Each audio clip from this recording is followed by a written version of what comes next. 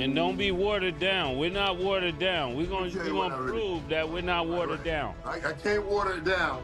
I can't water it down after that. I gotta come strong and right. You know what I mean? On with them hands put on me. You see what I'm saying? So let me just be real with it. But this is what I was saying. I'm watching this game, right, in the restaurant with everybody, and I'm thinking, we've been in here every week this year hoping for a win. It might be the first week we came in hoping for a loss, right? Because I'm kind of like, hey, let's go get Shador and Dion right now. And all of a sudden, they wake up and want to win a game. I said, these niggas are killing me. These niggas killing me. I mean, literally killing me. I'm working on a bigger plan on Dion and Shador and all of that. And then they finally show up. I don't even know what to say to that. You know what I mean? I don't know what to say. And then even the comments they made after saying they're ready to go on a playoff run.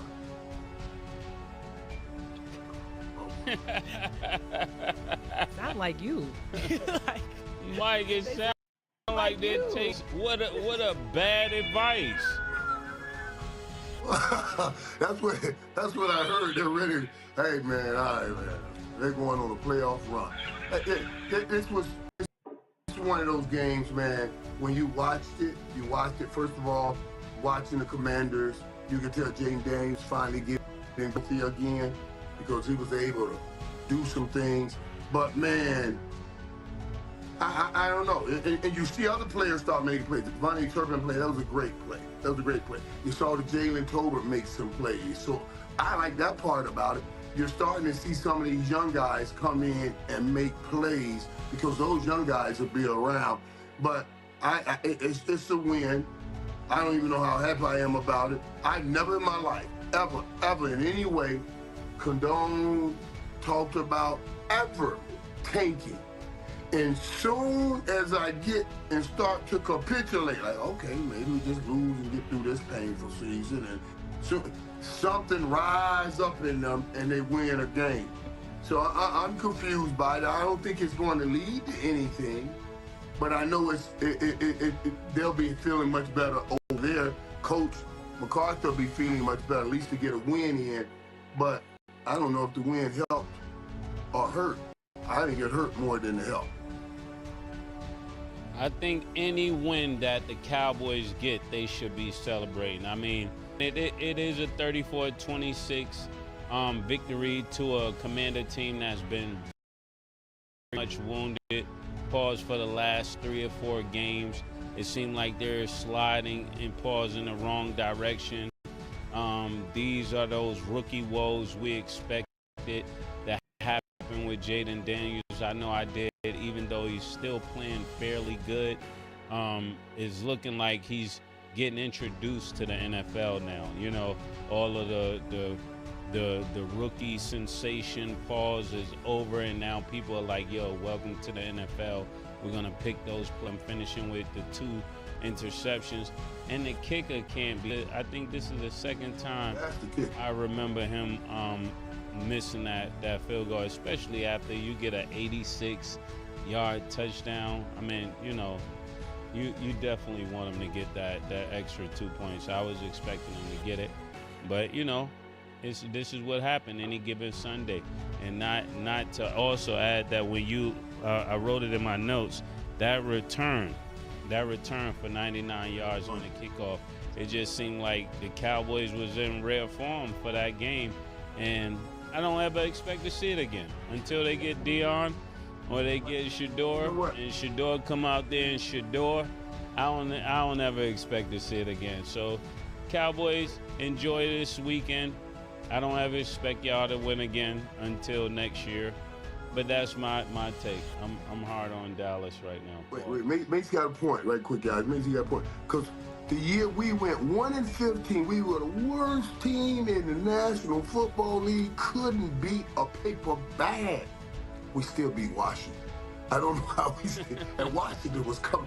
Washington had just won the Super Bowl, and we came back, and I was like, I don't want, but it always happens like that. and I should have mentioned it, you're absolutely right, Mick, between Dallas and Washington. The year we won the Super Bowl, they were the worst team in the league, and they beat us.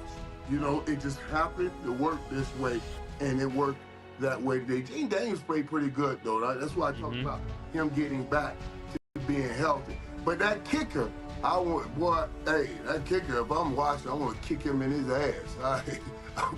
Make sure and what about Cooper? And what about Cooper Rush? You ready? You passing on Dak now, boss? Are you ready to pass on Dak as QB1? No, I'm not passing on Dak. Dak's still QB1 right now, and Cooper Rush, he may not be around long because once we try to get Shador in here, we're going to have him QB2 for a year, and then we're going to move off of that and put Shador right on in there. You see what I'm saying? So, well, I got a plan if they just do what I tell them. I just need to do what I tell them. So you the new Mike Tomlin. You the new Mike Tomlin. Michael Irvin is the new Mike Tomlin. No. Deion's going to be that when I get him in Dallas. See what I'm saying? Oh, okay. He's going to be the new Mike Tomlin, and we can get him and Shador in Dallas.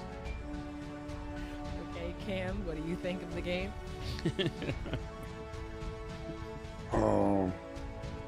To be honest with you, Mike sounding like he Jerry Jones Jr., the GM. That's what Mike is sounding like, not the coach. You sound like the GM. You're doing a lot of lobbying for Shador and Deion. I would prefer them to go to Vegas. I prefer them to go to Vegas, my personal opinion, with the Raiders. But to me, this ain't really about the Cowboys. Cowboys is more about the Commanders. Special teams all day today, not just this game. It's been a mess with special teams, and that's a real phase of football that people got to pay attention to because we're so worried about offense and defense. And a lot of games today was decided on special teams mistakes. Another thing, why is niggas always going for two when they don't necessarily have to go for two? It's times where you go for two and you're like, oh, we're up one. If you tie the game, you still have a chance. And if you up one, that don't mean they still can't come down and kick a field goal. If they get in field goal range. And when I see niggas go for two and miss, and then when he missed again, I'm like, that's 2 points that y'all could have had. Besides the turnovers that they had 3 turnovers. But this is more about the Commanders. Everybody was on the Commanders' high horse. Everybody was excited. They had a few chippy games. They had a game where they won by Hail Mary, and everybody was thinking that it's the Commanders' division. Now we're seeing, I'm pretty sure we're going to talk about that in a few, but the Eagles are looking like they're pulling away. But this is the time for the Commanders to say, look, we need to settle down and realize and see if we're going to make the playoffs or not. Because if you keep it up, you're not going to make the playoffs. Right now, I think they're still going to make the playoffs, in my opinion. But Mace made some good points. This is growing pains for that team. But they lost the last 4 weeks in a row. And everybody, after starting 7-2, I believe. Yeah. It's sad. It's sad. 7-3. So I want to see the Commanders do better. I want to see them in the playoffs. But this ain't really about Dallas. That score don't even really fucking say what the game was. They did an onside kick. Dallas caught the onside kick and ran it back for a football. This was really a 1-point game, 1-point victory for Dallas. The score doesn't really say what the game was. They lost by 1 point. They scored a touchdown with like 30 seconds left on an onside kick. So I know that hurts, but and Cam, I got time to get together.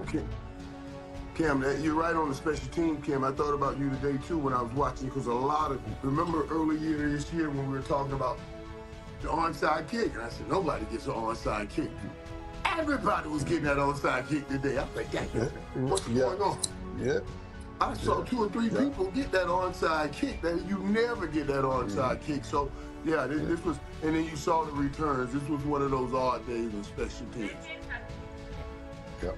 Definitely an interesting game, though, for the last quarter of it. So now let's talk about the Eagles. They beat the Rams 37-20 in LA. Mike, how do you feel about the way the Eagles have been playing? The key is he ran like a crazy man tonight, but it's Saquon Barkley. When I was looking at the numbers earlier, I think Jalen Hurts threw the ball 22 times, 23 times. had about 17, 18 completions, only 175 yards. When you're running the football, and I'm going to go back and look back when I get my statistician tomorrow to look into this, because last year, when they went on that slide, they were throwing the ball all over the place. They went 10-1 at first, running the ball, and Jalen kind of got hurt. Jalen Hurts got hurt. And, they were trying to throw the ball all over the field, and they were losing a lot of games. Now they're back to running. It's the primary. As long as they use that as their primary, they're a very good football team. But if ever you can get them, or you can stop the run and get them to being just a passing team, and you notice, even what the Commanders were trying to do, trying to keep Jalen Hurts in the pocket on passing downs, then you have a shot. But as long as they're running that football like that, like they did with Saquon Barkley, they'll be hard to beat. But guys, back to Commanders, I think the Commanders will still be in it in the end. I think they're 7-5 now. I was saying they lost 3 in a row, I think. But I think they'll still have a shot to get in it because, there'll probably be 2 coming from the East, and they'll get in as a wild card. But 2 best teams right now is certainly Philadelphia and the Detroit Lions in the NFC. Yeah, it seemed to me that Saquon was running for president. That's how the game looked. I mean, he had 2, I think he became the first NFL player to rush for a 70-yard touchdown 2 times in a game. And that hasn't happened since about like 2008? What was that, 2008 or 9, with Maurice Drew? And it seemed like when he was running, I was looking, I was like, I think he just passed McCoy. So he broke 2 records in one game, and it just shows you that the Eagles are playing like phenomenal football. Right now they're playing phenomenal football, and he can't be stopped. Saquon can't be stopped. This might have been the best thing that ever happened to Saquon leaving New York, because I could only imagine if he was still in New York right now, the disgust that would be on his face walking through that arena every day. Killer? Yeah, Saquon is giving me. It's funny because we talked about these 2 running backs I'm talking about Derrick Henry now and Saquon Barkley going to different teams and who would benefit more. And the first half of the season that we've been, we're a little more half than the season, but the first half of the games that's been played so far, we was like, damn, Derrick Henry looked like a better fit, and with Baltimore. And now the second half of the games that we watched this far, it's like, damn, Saquon, he's looking incredible. 255, 47 yards receiving. He jumping over niggas backwards, all type of shit. And now I'm really saying, is Saquon a better fit for Philly than Derrick Henry for Baltimore? And their record says it is so far. 255 yards. This is my man OJ would have been very, very proud. Not only that, he's catching the ball. He's getting yak after the catch. Philly looks like they're on cruise control, and this is looking like the Philly that we seen in the past a couple years ago. As far as the Rams are concerned, that's a crazy division, that division they're in. I want to ask Mike about that division. I know we got some more games to talk about, but the Rams are still in it, in that division. That division is like, who the fuck is going to win this division? You're still tied for first. Everybody got the same record, just about. I think San Francisco is in last place, but only a game out of first place. So the Rams still have a shot. Coming into the week, coming in, they were. Coming into the week, they were. Now they lost, and the Rams lost. Now when the Seahawks beat the Cardinals, they're tied them 2 in first place right now. The Seahawks and the Cardinals. They beat the Cardinals today, so they're tied first place. So and the Seahawks probably got the tiebreaker since they won the head-to-head matchup. So yeah. But yeah, you're right. It's all bunched up. I still thought San Fran had a chance because I'm just such a believer in Kyle Shanahan, and I was going to take San Fran today to go in and beat Green Bay, but then Brock Purdy got hurt, and then it was like, okay, now that's just too much now. San Fran, I can finally say you're out. They're out. There's no way they're going to recover. And one of these other teams, but just like you just said, Kim, they're all right there. If San Fran goes on the run right now, they'll still win the division because they got to play each other towards the back end. But that's what I'm saying, Mike. You got the Seahawks are 6-5, Arizona 6-5, the Rams are 5-6, and San Fran is 5-6. Everybody's still able to possibly win that division. So I was saying that the Rams, as terrible as everybody's playing in that division, there's no consistency. Everybody still has a shot.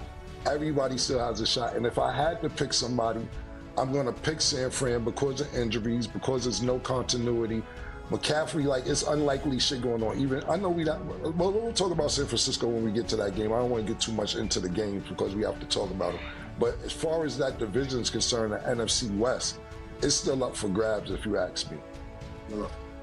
Yeah, and also about Saquon, we got to keep this record up there with them as well. He's almost averaging a first down every time he gets the ball. And then real That's quick. amazing. Oh, go ahead, Mike. No, I was saying that's amazing because we talked about you every time that means you're making it 2nd and 2